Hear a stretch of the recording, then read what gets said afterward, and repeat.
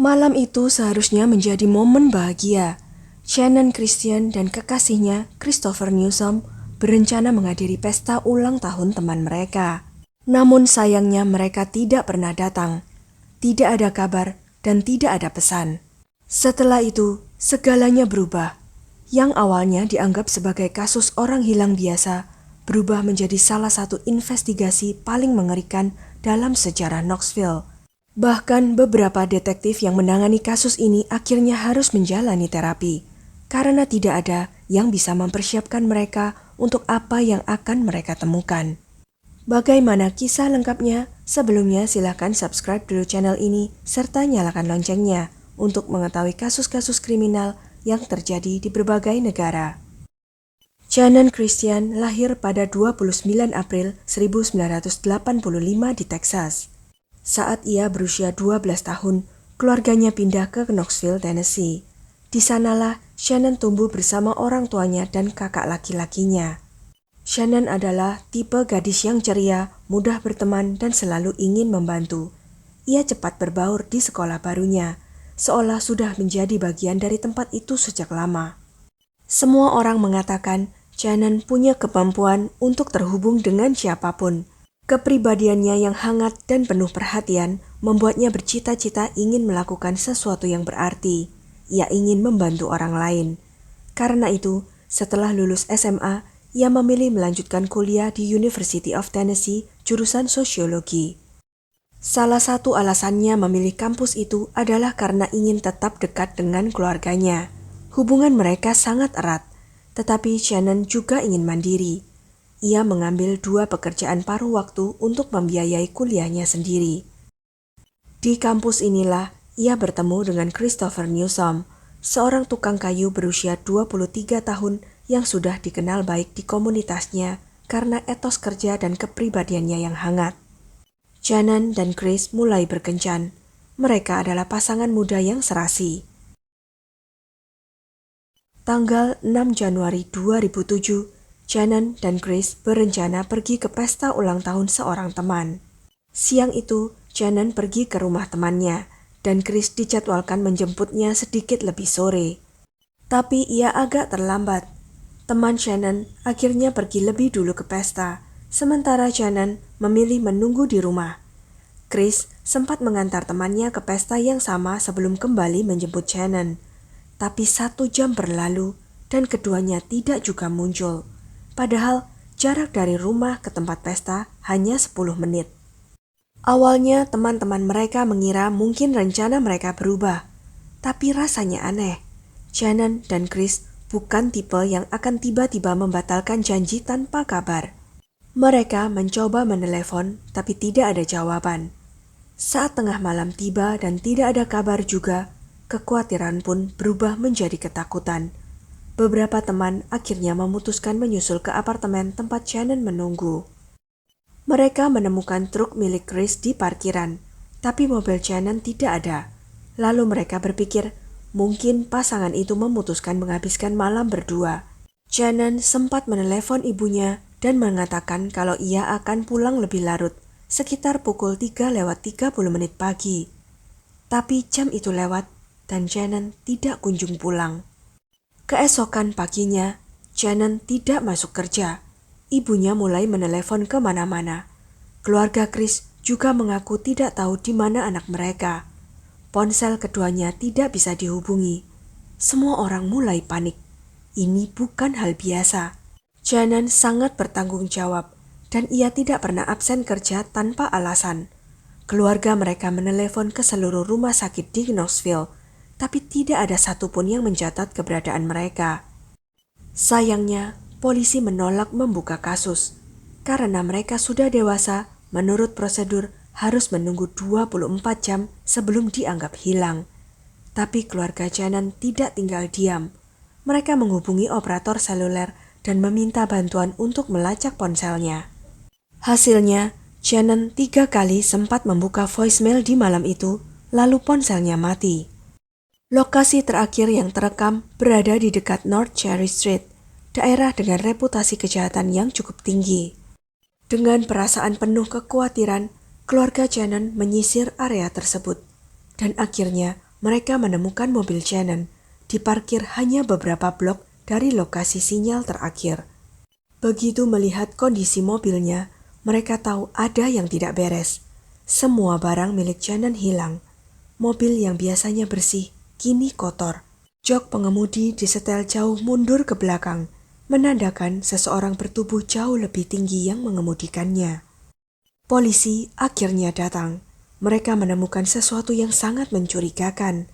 Gagang pintu dan interior mobil tampak dilap bersih, seolah-olah seseorang sengaja menghapus sidik jari. Lalu ada satu benda yang tidak seharusnya ada, bungkus rokok kosong.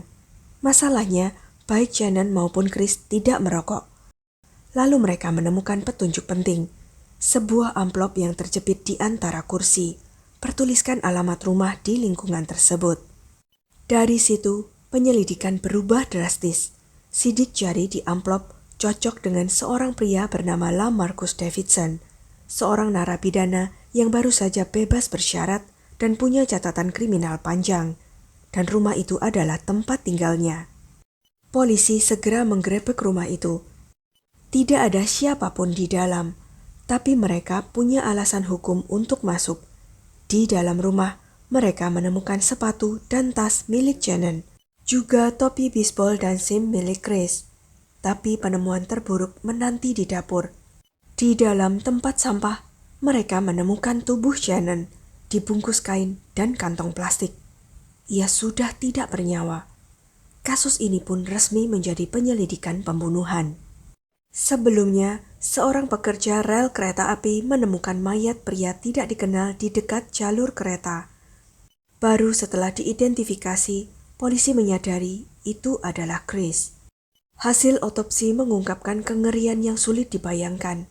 Chris mengalami penyiksaan berat, luka tembak di beberapa bagian tubuh, dan pelecehan. Sementara Shannon diperkosa secara brutal, dianiaya, lalu dibunuh dengan cara perlahan. Ia mati lemas, ditinggalkan dalam kondisi sangat mengenaskan. Sidik jari LaMarcus ditemukan di kantong sampah. DNA-nya juga ditemukan pada tubuh Shannon. Bahkan peluru yang membunuh Chris cocok dengan selongsong peluru yang ditemukan di dalam rumah LaMarcus. Dengan semua bukti itu, tidak ada keraguan lagi. Polisi tahu LaMarcus Davidson adalah dalang di balik pembunuhan sadis ini. Setelah menemukan jasad Shannon dan Chris, polisi tahu mereka tidak punya waktu banyak. Mereka harus menemukan pelaku utama, LaMarcus Davidson, sebelum dia kabur. Tim detektif pun menyelidiki riwayat telepon LaMarcus. Dari situ, mereka menemukan bahwa dalam beberapa hari terakhir, LaMarcus sering menghubungi seorang pria bernama Eric. Tidak butuh waktu lama bagi polisi untuk menemukan Eric. Awalnya, Eric pura-pura tidak tahu keberadaan LaMarcus. Tapi setelah polisi menjelaskan bahwa ia bisa dikenai dakwaan sebagai kaki tangan pembunuhan, wajah Eric pun berubah. Ia langsung menyerah dan memberikan alamat tempat persembunyian LaMarcus. Menurut pengakuan Eric, LaMarcus sedang bersembunyi di sebuah rumah kosong yang sedang dijual. Ia juga mengaku bahwa pada hari Shannon dan Chris menghilang, mereka berdua sempat merampok rumah tersebut. Polisi pun bergerak cepat menuju lokasi itu. Dan benar saja, di sanalah LaMarcus ditemukan. Ia bersembunyi di dalam rumah itu, dikelilingi sampah dan sisa makanan. Ia memegang pistol, dan yang lebih mengejutkan, ia memakai sepatu milik Chris. LaMarcus langsung ditangkap dan dibawa ke kantor polisi. Tapi sejak awal ia menyangkal keterlibatannya. Namun keterangannya terus berubah. Bukan sekali, 2 kali, melainkan 5 kali. 5 versi cerita yang semuanya saling bertentangan. Pertama, ia bilang tidak tahu apa-apa. Lalu ia menuduh orang lain sebagai penculik. Setelah itu, ia bilang hanya memakai mobil korban untuk menjual narkoba. LaMarcus memang tidak pernah benar-benar mengaku, tapi ia sempat menyebut 2 nama penting, saudara tirinya, Latalis, dan teman mereka, George. Polisi pun segera memburu keduanya dan membawa mereka untuk diinterogasi, termasuk Eric yang kini resmi menjadi tersangka. Tak satu pun dari mereka mau mengaku. Tapi dalam proses interogasi, polisi menyadari sesuatu yang mengerikan. Keempat pria ini semuanya kemungkinan terlibat langsung dalam kejahatan. Dan tidak hanya mereka, ada orang kelima, seorang wanita muda berusia 18 tahun bernama Vanessa. Ia pun segera ditangkap. Dengan kelima tersangka di tangan, penyelidikan akhirnya mulai menunjukkan gambaran yang lebih utuh. Satu persatu mereka mulai saling menyalahkan, saling tuding, mencoba membersihkan nama mereka sendiri. Tapi bukti-bukti terus bertambah. Dan dari semuanya, satu hal menjadi jelas. Lamarcus adalah pemimpin dari aksi biadab ini. Malam itu, Lamarcus berencana mencuri mobil untuk mengantarkan narkoba. Ia membawa serta 3 temannya dan Vanessa. Mereka menyusuri kompleks perumahan, hingga menemukan Shannon sedang duduk di dalam mobil, sementara Chris berdiri di sampingnya. Saat itulah semuanya berubah. Mereka tidak hanya mencuri mobil. Mereka menculik Shannon dan Chris di bawah todongan senjata dan membawa mereka ke rumah Lamarcus. Di sanalah mimpi buruk itu dimulai. Berdasarkan bukti DNA, Lamarcus dan Latalis memperkosa Shannon dan Chris secara brutal. Penyiksaan berlangsung berjam-jam. Bukan hanya kekerasan fisik, tapi juga penghinaan yang tidak bisa dijelaskan dengan kata-kata. Menjelang pagi, mereka membawa Chris keluar dari rumah. Ia digiring ke jalur kereta dan ditembak berkali-kali. Tubuhnya ditinggalkan begitu saja. Lalu mereka kembali ke rumah dan melanjutkan penyiksaan terhadap Shannon. Yang tragis, Shannon masih hidup selama hampir 2 hari setelah penculikan. Selama waktu itu, teman dan keluarganya sudah mulai mencarinya, namun keberadaannya masih belum diketahui. Akhirnya, nyawanya pun dihabisi. Tubuhnya dimasukkan ke dalam tempat sampah besar dan ditinggalkan begitu saja di dalam dapur rumah Lamarcus. Dan seolah semuanya belum cukup mengerikan, Lamarcus mencuri sepatu Chris, ponselnya, dan beberapa barang pribadi milik Shannon, lalu memberikannya sebagai hadiah kepada pacarnya. Vanessa, satu-satunya perempuan dalam kelompok itu, mengaku bahwa ia juga korban. Katanya, ia dipaksa berada di rumah itu dan tidak tahu apa-apa. Tapi polisi menemukan buku harian di rumahnya yang menceritakan hal sebaliknya. Dalam tulisannya, Vanessa menggambarkan malam itu sebagai petualangan gila dan bahkan menulis bahwa ia menikmati pengalaman itu. Dengan semua bukti itu, kelima tersangka didakwa secara resmi. Persiapan sidang memakan waktu lebih dari 2 tahun. Karena kasus ini telah menggemparkan seluruh Knoxville, para pengacara pembela meminta agar sidang dipindahkan ke daerah lain. Mereka berdalih, klien mereka tidak akan mendapatkan pengadilan yang adil karena tekanan publik yang terlalu besar, dan akhirnya pengadilan pun menyetujui.